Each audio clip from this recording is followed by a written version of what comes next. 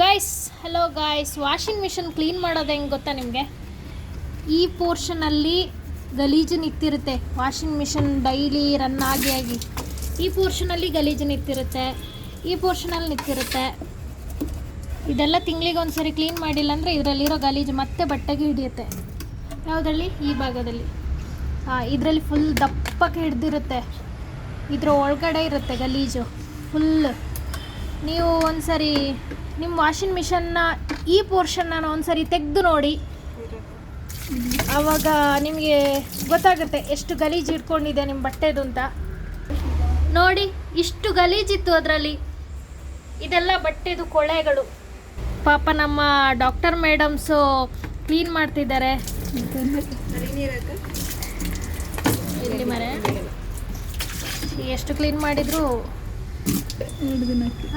ಮತ್ತೆ ವಾಪಸ್ ಇಟ್ಕೊಳ್ಳುತ್ತೆ.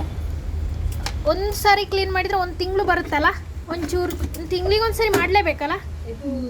ಇದು ಹಾಕೋದು ನೋಡಿ, ತೆಗಿಯೋದು ನೋಡಿ.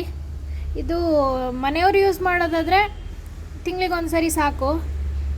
ತುಂಬ ಜನ ಯೂಸ್ ಮಾಡೋದಾದರೆ, ಈಗ ಪಿ ಜಿಯಲ್ಲಿರೋದು, ಇದೊಂದು 15 ದಿನಕ್ಕೊಂದು ಸರಿ ತೆಗಿಲೇಬೇಕು.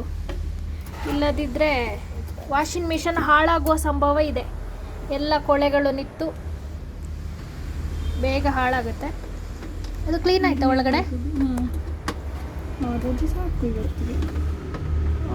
ಇದು ನೋಡಿ, ತೆಗಿಯೋದು ಮತ್ತೆ ಹಾಕೋದು ಕರೆಕ್ಟು ಕೂರಿಸಿ ಆಯಿತಾ? ಬೆಳಕು ಬೇಕಾ?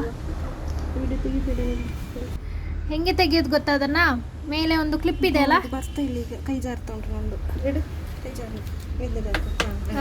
ಹಾಗೆ ತೆಗಿಯೋದು, ಹಾಗೆ ಕೂರಿಸೋದು, ಮತ್ತೆ ಅದನ್ನು ತೆಗೆದು ಕರೆಕ್ಟ್ ಕೂರಿಸ್ಬೇಕು.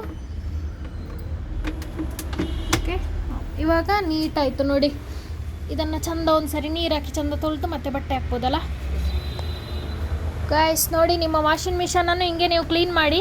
ಇಲ್ಲಾಂದರೆ ಇದರಲ್ಲಿರೋ ಕೊಳೆ ಮತ್ತೆ ನಿಮ್ಮ ಬಟ್ಟೆಗೆ ಹಿಡಿಯುತ್ತೆ. ಸುಮ್ಮನೆ ಬಟ್ಟೆ ವಾಶಿಗೆ ಹಾಕಿ ಕೊಳೆ ಹಿಡಿಸ್ಕೊಂಡು ಮತ್ತೆ ಹಾಕೊಂಡು ಹೋಗ್ಬೇಕು ನೀವು. ಇನ್ನಷ್ಟು ಉಪಯುಕ್ತ ಮಾಹಿತಿಗೆ ಮತ್ತೊಂದು ವಿಡಿಯೋದಲ್ಲಿ ಬರ್ತೀನಿ. ಅಲ್ಲಿಯವರೆಗೆ ಟಾಟಾ, ಬಾಯ್ ಬಾಯ್.